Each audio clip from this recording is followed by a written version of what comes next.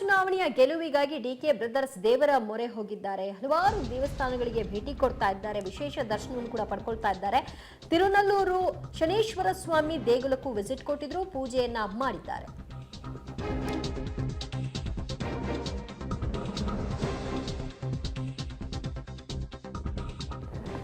ಲೋಕಸಭಾ ಚುನಾವಣೆಯಲ್ಲಿ ಗೆಲುವನ್ನ ದಕ್ಕಿಸಿಕೊಳ್ಬೇಕು ಅನ್ನುವಂತಹ ಕಾರಣಕ್ಕಾಗಿ ಡಿಕೆ ಬ್ರದರ್ಸ್, ಡಿಕೆ ಶಿವಕುಮಾರ್ ಮತ್ತು ಡಿಕೆ ಸುರೇಶ್ ಇಬ್ಬರು ಕೂಡ ದೇವಾಲಯಗಳನ್ನ ಭೇಟಿ ಮಾಡ್ತಾ ಇದ್ದಾರೆ. ಇವತ್ತವರು ತಿರುನಲ್ಲೂರು ಶನೇಶ್ವರ ಸ್ವಾಮಿ ದೇವಾಲಯಕ್ಕೆ ಹೋದ್ರು. ಅಲ್ಲಿ ಪೂಜೆ ಪುನಸ್ಕಾರಗಳಲ್ಲಿ ಭಾಗಿಯಾದ್ರು. ತಮಿಳುನಾಡಿನ ಶಕ್ತಿಶಾಲಿ ದೇವರು ಅಂತ ಕರೆಸಿಕೊಳ್ಳುವಂತಹ ಈ ದೇವಸ್ಥಾನಕ್ಕೆ ಇವತ್ತು ಡಿಕೆ ಬ್ರದರ್ಸ್ ಭೇಟಿ ಕೊಟ್ಟದ್ದು ವಿಶೇಷವಾಗಿತ್ತು.